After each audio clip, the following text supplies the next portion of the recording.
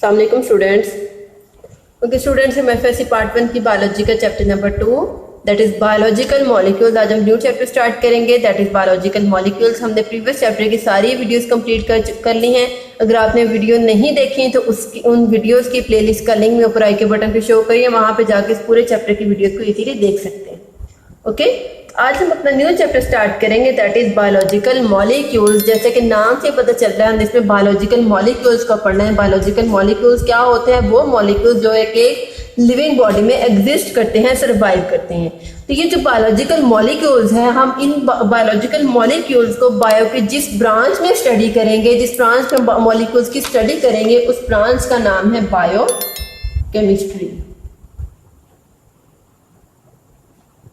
ठीक है।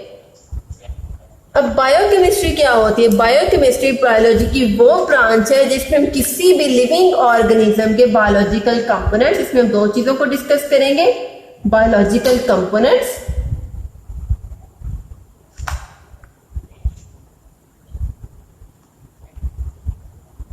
और दूसरी क्या है इसकी? Chemical processes.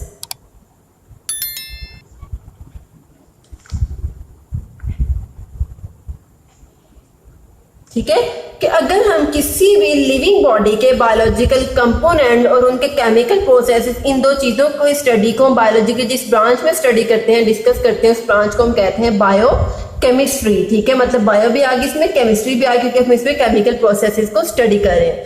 अब अगर हम इसमें बायोलॉजिकल कंपोनेंट्स की बात करें तो बायोलॉजिकल कंपोनेंट्स को बायोलॉजिकल कंपाउंड्स भी कह दिया जाता है और केमिकल प्रोसेसेस को केमिकल रिएक्शंस भी कहा जाता है। अब अगर हम इनको इसी लिहाज से देखें तो अगर हम सबसे पहले बायोलॉजिकल कंपाउंड्स को देखें, बायोलॉजिकल कंपाउंड क्या होते हैं?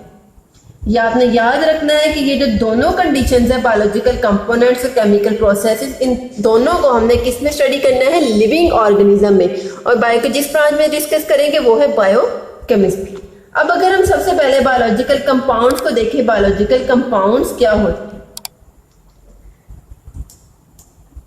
ठीक है, तो वो कंपाउंड्स जो लिविंग बॉडी में प्रेजेंट होते हैं।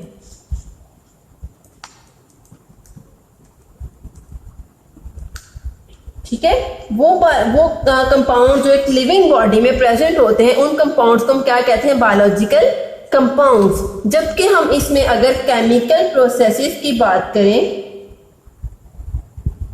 या केमिकल रिएक्शंस की बात करें तो वो क्या है?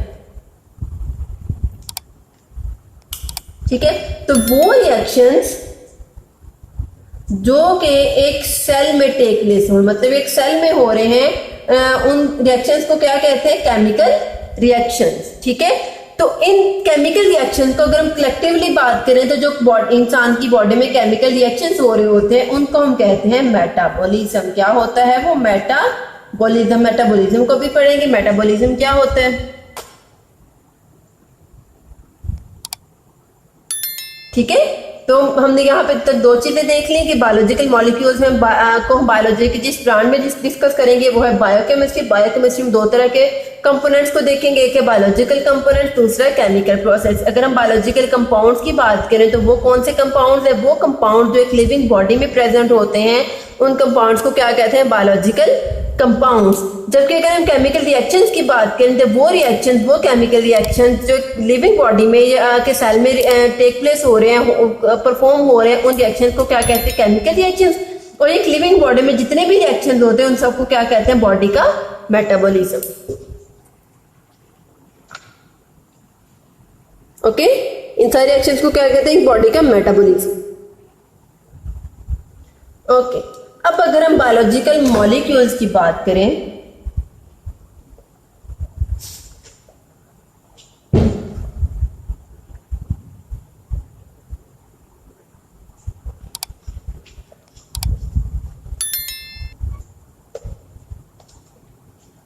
ओके, अब हम यहाँ पे बायोलॉजिकल मॉलिक्यूल्स की बात करें तो एक जो लिविंग बॉडी, उसमें दो तरह के बायोलॉजिकल मॉलिक्यूल्स होते हैं।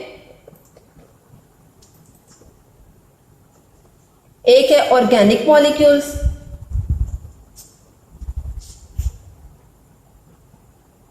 और दूसरा है हमारे पास inorganic molecules.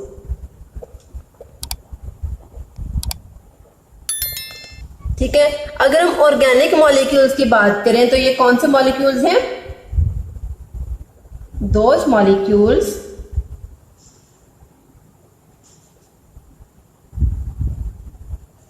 which contain carbon and hydrogen.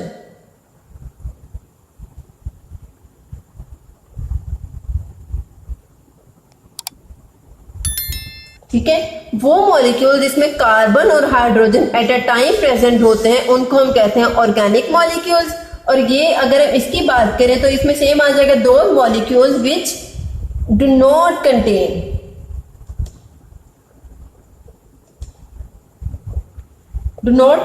Carbon and hydrogen at a time, मतलब कि एक ही टाइम पे जिन मॉलिक्यूल्स में कार्बन और हाइड्रोजन दोनों एटम्स प्रेजेंट नहीं होते उनको हम कहते हैं इनऑर्गेनिक मॉलिक्यूल्स, जबकि वो मॉलिक्यूल जिसमें कार्बन और हाइड्रोजन दोनों प्रेजेंट हो उनको हम कहते हैं ऑर्गेनिक मॉलिक्यूल्स। अब अगर इन दोनों की एग्जाम्पल की बात करें तो अगर हम एग्जाम्पल की बात करें तो जितने भी कार्बोहाइड्रेट्स,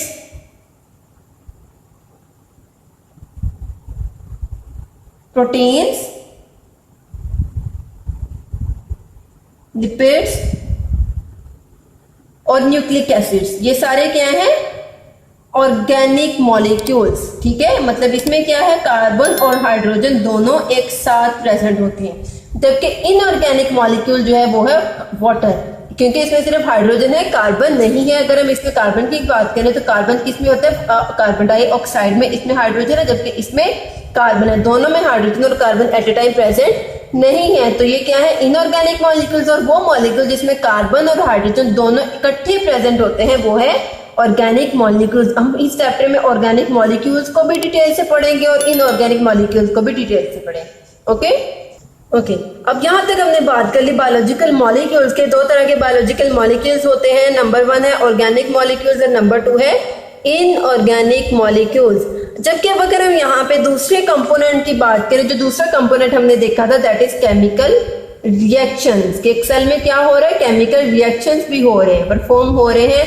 अब हम इनको देखते हैं। जो केमिकल रिएक्शंस है, केमिकल रिएक्शंस में हमने किसको पढ़ा था? मेटाबॉलिज्म को पढ़ा था। मेटाबॉलिज्म क्या होता है कि बॉडी में जितने भी रिएक्शन हो रहे हैं उन सब की मेंटेनेंस को क्या कहते हैं? मेटाबॉलिज्म। अब एक बॉडी में, ह्यूमन की बॉडी में मेटाबॉलिज्म दो तरह से परफॉर्म हो सकता है। It may be anabolism, it may be catabolism. अब मोस्टली स्टूडेंट को जो है वो एनाबॉलिज्म और कैटाबॉलिज्म में डिफरेंस जो है वो मिक्स अप हो जाता है। मैं आपको ऐसे ट्रिक बताऊंगी जिससे आपको ये अच्छे से याद हो जाएगी, आपको भूलेगा नहीं। अगर हम एनाबॉलिज्म की बात करें, एनाबॉलिज्म में क्या होता है? सिंपल मॉलिक्यूल से कॉम्प्लेक्स मॉलिक्यूल। ठीक है, क्या होता है? सिंपल मॉलिक्यूल्स किसमें कन्वर्ट हो रहे हैं? कॉम्प्लेक्स मॉलिक्यूल्स में।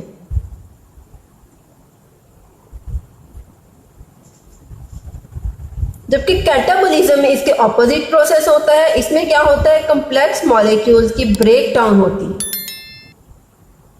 मैं आपको यहां पे एक ट्रिक बताऊंगी। किसमें? सिंपल मॉलिक्यूल्स में।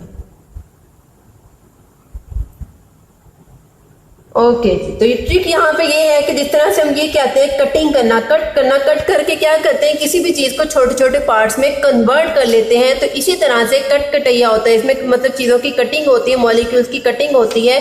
कम्प्लेक्स मॉलिक्यूल्स कट होके क्या बना देंगे? Simple molecules. जबकि एनाबॉलिज्म में क्या होगा? सिंपल मॉलिक्यूल्स क्या बनाएंगे? Complex molecules. ठीक है, इसके बाद अगर हम एनाबॉलिज्म की बात करें तो ऑब्वियसली बात है, जब एनाबॉलिज्म में मॉलिक्यूल्स छोटे से एक बड़ी चीज बनी है तो क्या होता है? एनर्जी ज्यादा यूज होगी। इसमें क्या होता है? एनर्जी का यूज होता है। जबकि जब कॉम्प्लेक्स से सिंपल मॉलिक्यूल्स में कन्वर्ट होने हैं तब एनर्जी रिलीज होगी। ठीक है, इसमें अगर हम बात करें, जो एग्जांपल की बात करें दोनों में, कि एनाबॉलिज्म में कौन सा प्रोसेस है जिसमें एनर्जी का यूज होता है, कैटाबॉलिज्म में कौन सा प्रोसेस है जिसमें एनर्जी रिलीज होती है। जब हम एनाबॉलिज्म की बात करें तो जो फोटोसिंथेसिस होती है, इसके हम आगे रिएक्शन भी देखेंगे। वो क्या है, एनाबॉलिक रिएक्शन है, जबकि जो रेस्पिरेशन होती है सेल में दैट इज कैटाबॉलिक रिएक्शन। ठीक है, अब अगर हम इसमें जो है वो इसकी स्टेटमेंट देखें तो क्या होता है हमारे पास। ओके, तो जो केमिकल रिएक्शन जहां पे हो रहा है वो देखते हैं, 6CO2 प्लस 6H2O। ये क्या है, सिंपल मॉलिक्यूल्स है। सिंपल मॉलिक्यूल से क्या बनेगा, कॉम्प्लेक्स मॉलिक्यूल बनेगा that is C6H12O6 plus 6O2। अब ये दोनों क्या थे, ये और इनऑर्गेनिक मॉलिक्यूल्स थे कि इसमें कार्बन और हाइड्रोजन सेपरेटली प्रेजेंट है, जबकि ये जो मॉलिक्यूल बना दैट इज ऑर्गेनिक मॉलिक्यूल जिसमें कार्बन और हाइड्रोजन दोनों एट अ टाइम प्रेजेंट है। ठीक है, अब यहां पे देखिए क्या हुआ, ये क्या है, सिंपल मॉलिक्यूल्स है।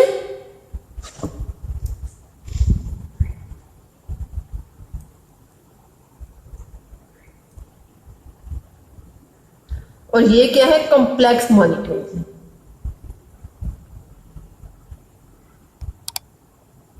ठीक है, जब सिंपल मॉलिक्यूल से कॉम्प्लेक्स मॉलिक्यूल्स बनेंगे तो क्या होगा, एनर्जी यूज होगी।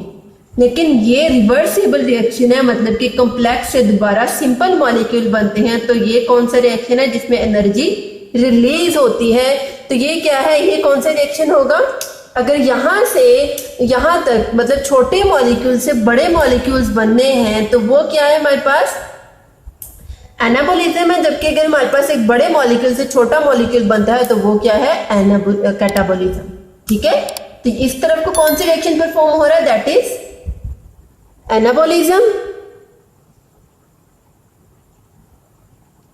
जबकि ये जो रिएक्शन है दैट इज कैटाबोलिज्म, मतलब कि इसमें छोटे मॉलिक्यूल्स बने हैं जबकि इसमें छोटे मॉलिक्यूल्स ने मिलकर एक बड़ा मॉलिक्यूल बना दिया है। तो ये क्या है हमारे पास, एनाबोलिज्म और कैटाबोलिज्म। आई होप आपको यहाँ तक एनाबोलिज्म और कैटाबोलिज्म की अच्छे समझ आ गई होगी। आपको ये ऑर्गेनिक मॉलिक्यूल्स, इनऑर्गेनिक मॉलिक्यूल्स, इनमें भी डिफरेंस आ सकता है पेपर में एज अ शॉर्ट क्वेश्चन। आपको एनाबोलिज्म और कैटाबोलिज्म में भी as a short question difference आ सकता है। तो जिस तरह से मैंने आपको करवाया, अगर इसको आप ऐसे लिखोगे तो आपके पेपर में कोई मार्क्स नहीं कटेंगे। ओके,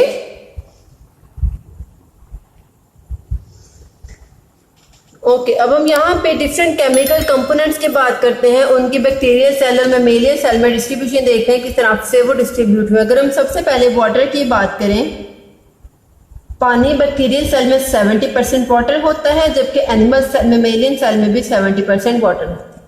इसके बाद अगर हम प्रोटीन्स को देखें, प्रोटीन्स वो एक बैक्टीरियल सेल में 15% होती हैं, जबकि एक मैमेलियन सेल में 18% होती हैं।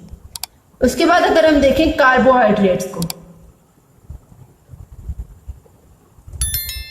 कार्बोहाइड्रेट्स एक बैक्टीरियल सेल में 3% और मैमेलियन सेल में 4%। लिपिड्स 2% और 3%। डीएनए 1% और 0.25%। आरएनए 6% और 1.1%। इसके बाद ऑर्गेनिक मॉलिक्यूल्स,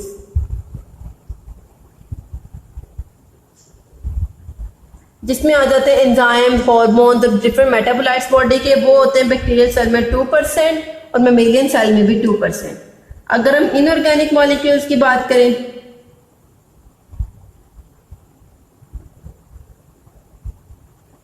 तो वो दोनों में 1% की रेशियो से प्रेजेंट होते हैं। ओके स्टूडेंट्स, तो ये डिस्ट्रीब्यूशन की अभी आपको आपके पेपर में एज ए शॉर्ट क्वेश्चन जो है वो आ सकती है। आपने इसको अच्छे से जो है प्रिपेयर करके जाना है। ओके, तो ये था हमारा आज का टॉपिक। आज हमने बायोलॉजिकल मॉलिक्यूल्स को डिटेल से डिस्कस किया, जिसमें हमने बायोकेमिस्ट्री को पढ़ा, बायोलॉजिकल कंपाउंड्स क्या होते हैं, केमिकल रिएक्शंस क्या होते हैं, बायोलॉजिकल मॉलिक्यूल्स की 2 टाइप्स पढ़ी, मेटाबॉलिज्म के 2 जो है वो टाइप्स पढ़ी, उसके 2 पार्ट्स पढ़े। उसके बाद हमने डिफरेंट एनिमल्स में, मैमेलियन सेल में, बैक्टीरियल सेल में केमिकल कंपोनेंट्स को देखा। तो आई होप आपको यहाँ तक आज की वीडियो की अच्छे से समझ आई होगी। अगर आपको इस वीडियो में कोई भी कंफ्यूजन है, किसी चीज़ की समझ नहीं आ रही, तो कमेंट सेक्शन में जरूर पूछिए। ओके, तो अगर आपको ये वीडियो अच्छी लगी तो आप मेरे चैनल को लाइक कीजिए, सब्सक्राइब कीजिए, साथ ही बेल आइकन के बटन को प्रेस कीजिए, इससे आपको मेरी हर वीडियो का नोटिफिकेशन सबसे पहले देखने को मिलेगा। ओके स्टूडेंट्स, अल्लाह हाफिज़।